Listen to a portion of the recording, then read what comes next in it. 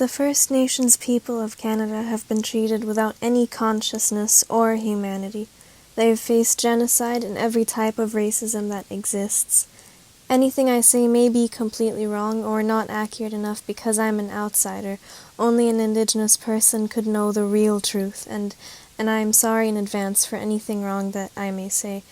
This will be focusing on the history and present of environmental racism towards the Indigenous people of Canada. To start, environmental racism, by definition, refers to how minority group neighbourhoods, populated primarily by people of colour and members of low socioeconomic backgrounds, are burdened with disproportionate numbers of hazards, including toxic waste facilities, garbage dumps, and other sources of environmental pollutions and foul odours that lower the quality of life. This can lead to different diseases and cancers. Because of this, as the fight with climate change worsens, minority communities will be disproportionately affected. If a neighbourhood was mostly white, it would be taken care of, clean, and safe. If the neighbourhood was mostly Indigenous, it will not only be treated less than any other neighbourhood, but it will also be targeted for acts of violence, disrespect, and all levels of racism. That is not the fault of the Indigenous, that is on the system. Environmental racism is a fruit of systemic racism, or institutional racism, which by definition is a form of racism that is embedded through laws within society or an organization. It can lead to such issues as discrimination, criminal justice, employment, housing, healthcare, political power, and education, among many other issues, which comes as a result of the mindset of the people who are in power. Environmental racism's systemic nature means that everything that goes into any decision, such as lobbying, laws, or as simple as who gets to have a say, might be very much legal. So, to sum it up, in some cases, the law makes things that should be illegal, legal. Of course, the results can and always disproportionately hurt the Indigenous and all minorities in general. They completely destroy people's health while wrecking natural environments and threatening cultures from going extinct. This poison has been embedded in the system since it all started. Every law created on this land has been a product of colonization, racism, crime, and everything in between.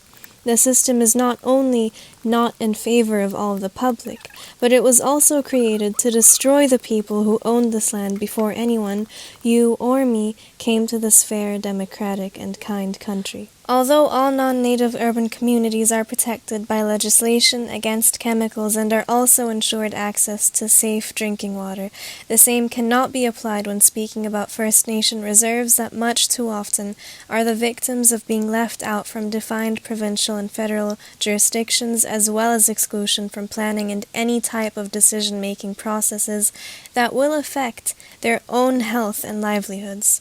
Let's take a little trip back in time. Before any colonization happened or anyone tried to take over this land, there were people living here who had lives just like any other country on this planet. There was a man named Christopher Columbus who stumbled upon the continent of North America while looking for India. Instead of admitting that the people here are, well, not Indians, everyone started calling the people who originally lived here Indians. An entire race was named after a mistake. Not only that, but in our current educational system, many, if not all, children are taught that this continent did not exist before the white man, that there was no Canada before 1867, and that oh yeah, Bannock is a type of bread that First Nations people make. And oh yeah, oops, we forgot to mention the whole residential school thing, which we said sorry for. Sorry for killing your children, sorry for trying to eliminate your language, sorry. So how does this relate to everything else, you ask me? It relates because the Indian Act came as a result of this rich history.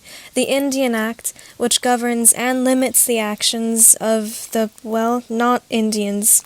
This Indian Act has significantly hindered First Nations political powers by stripping them of their rights to participate in policy making, to say the least. It accomplishes this by limiting the steps the First Nations people could take to actually be able to deal with environmental problems. And what that means is that if we create a problem for them, they are not allowed to fix it, and no one else fixes it either. This is a First Nation reserve in Canada that, like many, many others, is stuck in a cycle of environmental and social disasters and receives much less attention, or pretty much no attention, and social aid than most urban and non-native communities. The Cree community of this reserve was especially affected in 2005 as a consequence of its exposure to highly contaminated drinking water that had been tainted by harmful E. coli bacteria. One of the major causes of contamination was the location of the water treatment intake pipe downstream from a sewage lagoon. This disaster was made even worse, yes, because that's possible apparently, by insufficient training and maintenance, which, according to the Senate of Canada, is largely responsible for the repeated contamination. Bacteria levels in the water meant it needed increased chlorination, but unfortunately, the chlorine count reached much beyond healthy levels and resulted in adverse skin irritations. An important thing to note here, to keep in mind and to tattoo on your forearm, is that this problem was completely avoidable. The reserve had been under a boil water advisory for 2 years, and to some it may be a surprise that the water system had been documented by Health Canada. Neskantaga has the oldest water advisory that is still in effect today and was put in place back in 1995. In case it isn't obvious, that means that the Neskantaga Reserve has now been deprived of safe drinking water for a quarter of a century. These were just a few examples out of many, many more. So let's ask ourselves a question.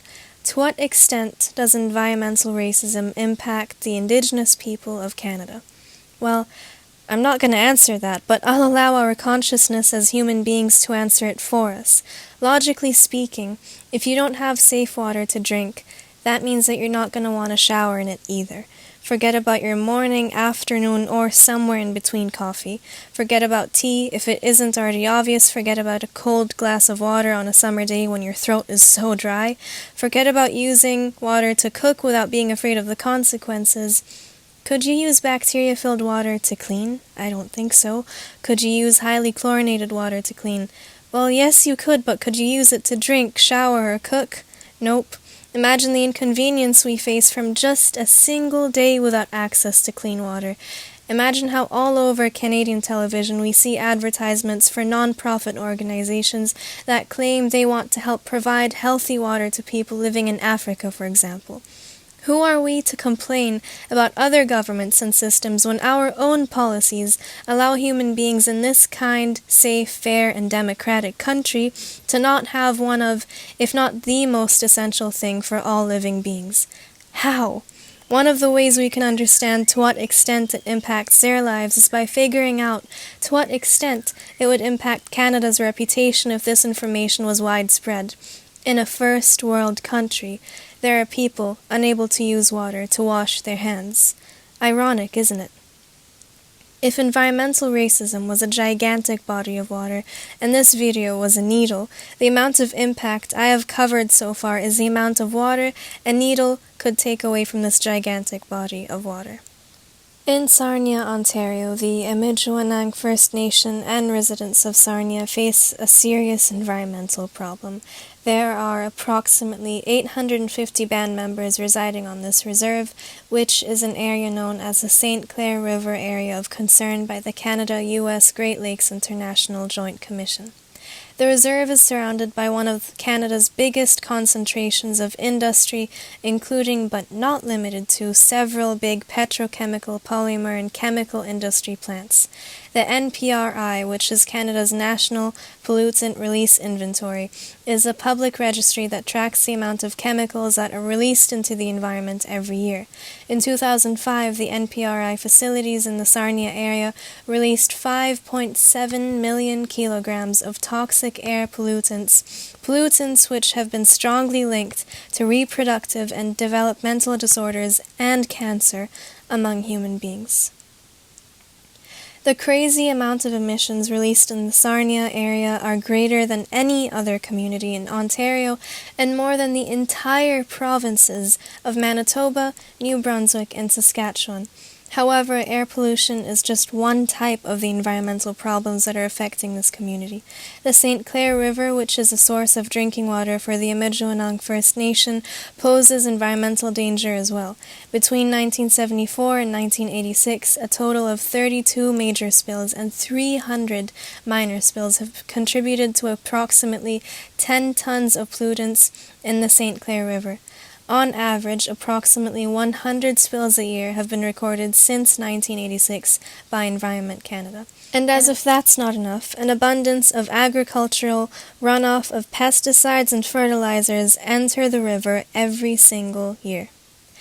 In BC, UN Special Reporter on the Environment and Human Rights, David Boyd, noted that the maximum penalties for dumping garbage or waste on what's called Crown land ranges from $2,000 to $100,000. Meanwhile, the maximum penalty for dumping garbage or waste on what's called Indian reserves is only $100. $100. Let that sink in.